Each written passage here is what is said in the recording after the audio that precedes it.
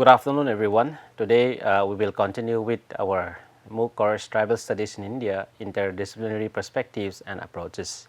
And the title of our lecture for today is Tribes During Colonial Rule, Administration of Tribal Areas, Laws and Legislations. Now, in the last class, we have talk about the different kind of laws and legislations that were introduced by the British. And one of the reason why it is important to go back to the colonial period is that many of the laws and regulations that were introduced by the British continue to be in use till today, particularly in the context of tribal communities. The other reason why it is important to also really have a proper understanding or a clear understanding of these laws and regulations is that it was for the first time that a different kind of laws were introduced in tribal societies, and the impact of these laws and legislations are still being strongly felt in the communities. Now, in the last class we particularly emphasized more on the issue of administration. For example, the Government of India Act 1919, the Government of India Act 1935, and why the British introduced that kind of laws, and also how it continues to resonate in contemporary India. Now, today we will take one step forward, in a sense that today we will try to basically understand the laws and legislations pertaining to forest resources. And when we talk about tribes, issue of resource rights is something which is very pivotal, which is very central to the understanding of tribal communities. Now, if you look at the broader context in which tribal communities are located or situated in India, you will see that many tribal communities are totally dependent on forest resources. And many a times we associate tribal communities with forests, right? If I ask anyone that what is the first thing that come to your mind, if I use the term tribe, then people will say that geographical isolation, they are forests, they live in the forest. But that is definitely true in a sense that many communities are dependent on forests, but then there are also many tribal communities who are not dependent on forests, right, who practice different kinds of economic activity, maybe settled agriculture, maybe student cultivation, or there can be also many tribal communities who don't live in any kind of geographical isolation, who may live in urban areas. It's not it. However, in the context of forest specifically, this is important because if you look at much of the issue around forest today, it mostly revolves around tribal communities, right? The debate and the discourse is strongly centered around tribal communities.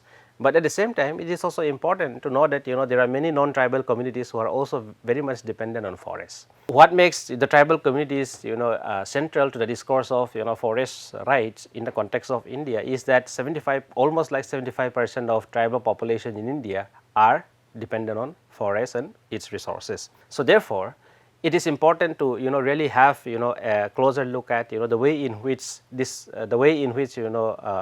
the legal regimes, how they were introduced by the British, the way in which forest resources began to be governed, and what are its impact on tribal communities. Now, like I said, tribal communities rely heavily on forests for their sustenance, for different reasons, like for sourcing food, fuel, medicine and building materials, that is primarily their homes, while also preserving deep cultural and spiritual ties to these environments. And at the same time, many tribal groups engage in traditional farming techniques such as shifting cultivation or foraging, that is or sometimes use forest resources for trade to support their livelihood. And more or less one can also say that there is a harmonious kind of relationship between nature and people, which existed much before the advent of the colonial state in the Indian subcontinent, and people had unrestricted access to the forest. Now, this idea of people living in harmonious relationship with forests can be sometimes some people call it as ecological romanticism. Definitely there is a lot of validity in that kind of argument, in a sense that communities who are dependent on forests can also be equally exploitative. Now, while that understanding is important, what I also wanted to do through this lecture is that to really show why people, why are we making this argument that there are these communities who have close relationship with nature, such as forests. Now, in the context of tribal societies, the forests are not only forests, they are also culturally, symbolically very important. So therefore, many a times you will continue to see that many forests are associated with the ethnic life wall or the life wall of the people that encompasses their culture, their traditions, their belief systems, so on and so forth. So, it was the British which created a kind of rupture in this harmonical relationship between nature and social link through the introduction of colonial forest policies. Now, with the coming of the British, what we began to see is that they began to introduce new laws, new legislations to govern forests. Now, this introduction of new laws and new regulations was essentially to regulate or to control or to claim that forest resources belong to them. So, basically it gradually began to deny customary ownership of forest resources by claiming that it is only the state who can access, who can use forests. Therefore, it began to gradually exclude people's access or people's right to forest resources. Now, this relationship between tribe and forest went through fundamental change. From before the colonial rule, they were enjoying free access and they have their own laws. Now, over a period of time, with the introduction of new legislations, with the introduction of new laws, what emerged is that tribes are now seen as subordinate to colonial laws and regulations, and many a times, despite the fact that they have been living in forest areas, they have been accessing forest resources, they suddenly become encroachers. Now, let us go to the details of the kind of laws that were being introduced. Forests had always been one of the primary interests of colonial administration. Now, all of us know that why the British landed in India, right? Later on, they began to govern, annex territories. They began to subdue princely states. They began to subdue tribal territories. But then we know that one of the first reason as to why they have landed in India was essentially for commerce, right, for trade. So, therefore, even during the colonial period, the primary interest of exploiting, extracting resources never ends. And India, being a country which have a large forest resources, the colonial state see it as an opportunity for them to exploit these resources. And particularly during colonial period, forest timber in particular was very, very important because it was used as a primary raw material for different purposes such as shipbuilding or making train sleepers. Now, the excessive use of timber during industrialization, which was also it also accelerated during the World War I and World War II, that had almost deforested the entire Western Europe and Ireland. As such, the British have to look for new avenues, new places to get these resources. So, the loss of timber exporters added the pursuit of finding a regular source of timber exporter as one of the primary agenda of continued colonial expansion. Now, India, like I said, with its abundant natural resources was one of the potential exporters. Now, the forest resources in Europe was exploited heavily. So, therefore, they need to look for a new outlet. So, India was one of the prime target because it have a lot of natural resources including forests. So, the forest exploitation began with unregulated felling of trees for railway sleepers and shipbuilding. Now, you see that railways was also introduced by the British, and if you travel in India, around India by train, you will see that many times they use that sleepers, right. So, to make that with the establishment of railway system, the British need a proper access, unrestricted access to forest resources for making train sleepers. The first instance of plantation was traced to teak forests of Malabar in southern India, which were transported to the Bombay dockyard for shipbuilding since the late 18th century. This unsustainable misuse of forests necessitated the forest policies, which resulted into the curtailment of rights of forest dwellers. Now, for the British, it becomes very, very problematic that there are certain communities who are living in forests, who are accessing forests, and sometimes who even resisted the use of forest resources by the British, particularly when they were engaged in unregulated felling of forest trees such as timber or teak. Now, over a period of time, the introduction of forest laws therefore means that the people who are actually living in the forest and utilizing the resources, their access to forest resources gradually began to be controlled and curtailed. Now, let us look at the kind of legislations that were introduced. The genesis or the history of the colonial intervention in the forest regulation can be traced back to the Charter of Indian Forests, a memorandum issued in 1885, which was issued by Lord Dalhousie, the Governor General of India. He recognized forests as a very, very valuable economic resources for the British, and that led to the creation of the Indian Forest Department in 1864. Now, all of us know that we have a forest department, right, all over India, who are actually responsible for forest governance, right, from top to bottom.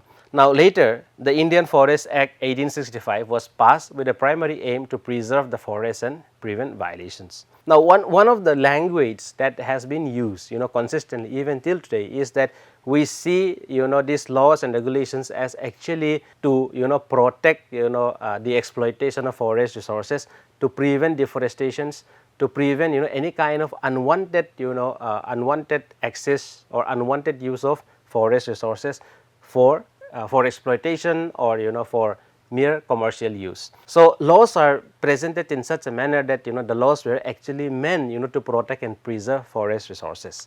Now, one of the most important act when it comes to forests is in India is the Indian Forest Act 1865. Now, it gave for the first time the British took over control forests in India to the Indian Forest Act 1865. Now, the forest became the property of the state. It allowed the government to declare certain land as forested areas, and the British began to regulate the collection of timber and other forest products. So, therefore, people who are actually dependent on forests, they have to be removed, they have to be kept out of forests. Secondly, their access to forests began to be curtailed, began to be controlled. This helped ensure a steady supply of timber for railways, ships and industries. Now, for a colonial state, it was it was a very, very profitable venture because it provided the much needed resources for making train sleepers, for shipyards, as well as for industries. And however, on the contrary, what happened to the local people or the traditional forest dwellers and tribal communities is that they began to be restricted from using forest resources freely. So, coming to the Indian Forest Act 1878. Now, this Indian Forest Act 1878 is very, very important because many of the things that are being laid down or the forest policies in India today continue to be based on the Indian Forest Act 1878. Under this act, forests are divided into three categories. One is the reserve forest, second the protected forest, and the third village forest. Now, I remember that in my own village we used to have reserve forest. Now, I don't really know the significance of it, but now after reading, going back to this Indian Forest Act, then I realized that the reserve forest actually was declared probably under the Indian Forest Act, and villagers or community have no right to access the forest, and if you disobey the law, basically if you go and try to cut trees from the reserve or from areas which are declared as reserve forest, then you can be punished by the law. Now, the reserve forests, they were completely under the control of the government. The protected forest was partially governed. The village forest, on the other hand, was managed by the nearby villagers, which could enjoy some freedom within the broad contours of the act. Now, what this introduction of forest laws and legislations essentially mean is that over a period of time, these resources began to be actually in the hands of the state. The state is the state is gradually claiming that these forests actually belong to them, and therefore they can define who will use forests, in what ways forests should be used, which areas needs to be declared as for reserve forests, which areas needs to be declared as protected forests. Now, the act required the government to issue notifications allowing tribal communities to assert their claims over land and forest resources in designated reserve forests. Now, so in sum, what the Indian Forest Act did was that there was a total centralization of forest governance in India, and this centralization of forest governance essentially means that the Britishers were taking control of India's forests through the Indian Forest Act 1878. Now, it resulted into massive discontent. It disrupted the people who are actually dependent on forests. People who have been freely accessing forest resources overnight, with the passing of this act, became illegal. They become encroachers, right? So, they were no longer allowed to access forest resources. They were no longer allowed to freely move around the forest. There were people who are actually guarding the forest. Now, on the other hand, this is happening despite the fact that the colonial state was incessantly exploiting forest resources for their own commercial interests. So, under this act, different kind of agents were established, particularly the forest settlement officers who were tasked with documenting the rights of forest dwellers regarding forest land. Additionally, the act also mandated the claimants, the documentation of claimants' rights within certain sections of the proposed reserve forests. The Act also included provisions for allocating specific forest areas for grazing and the collection of forest resources, as well as modifying the boundaries of proposed reserve forests. As a result, some forest land was excluded to accommodate the rights of claimants. Now, over a period of time, what it was, despite the fact that the British did recognize that they cannot entirely take away the rights of the people to access forests, there was also some effort in terms of trying to provide continued access to forest resources by the people. Now, how far this was happening in reality is a different matter. But then what we see is that people who have customarily utilized and have access to forest resources, they were gradually denied access, and even if they have access, it needs to be within the purview of the law which was established by the colonial state. Then came a very, very important act in the form of Indian Forest Act 1927.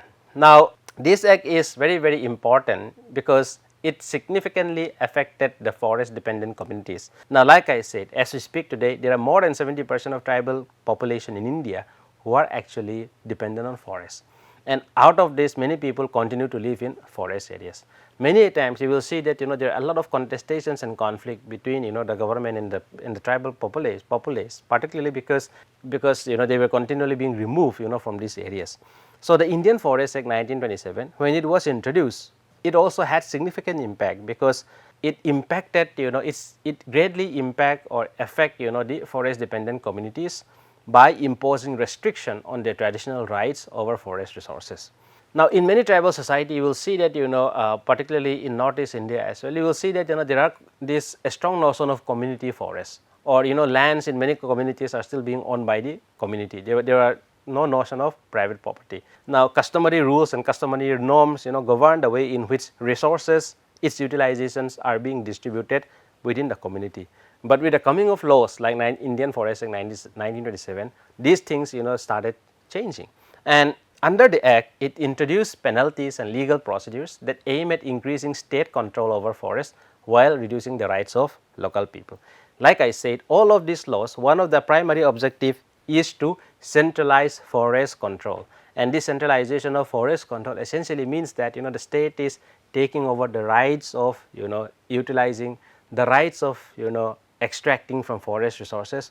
The state is basically claiming that these resources belong to the state, and any kind of access without the permission of the states will be punished. So, subsequent amendments further restricted the customary use of forests by local communities, limiting their access to resources.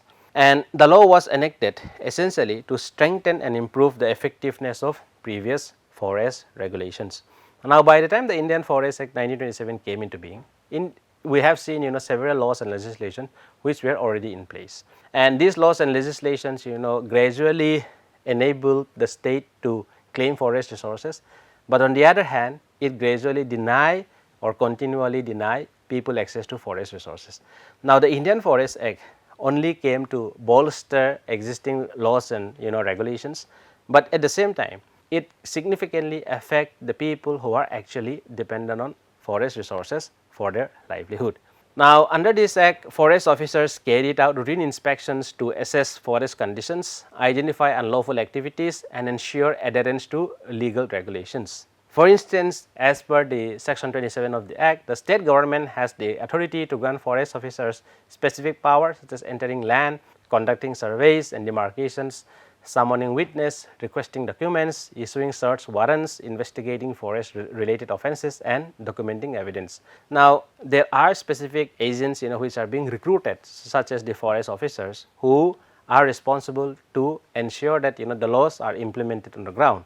And these forest officers are endowed with certain kind of powers, certain kind of responsibilities. So, the act designated forest settlement officers to handle claims regarding rights over forest land with the authority to either approve or dismiss such claims. Now, this is a chronology of how the different kind of laws and legislations which are being introduced. It will clearly help us understand that over a period of time close to 100 years during colonial period, we have seen different different different ways in which the colonial state tried to impose itself in terms of accessing forest resources.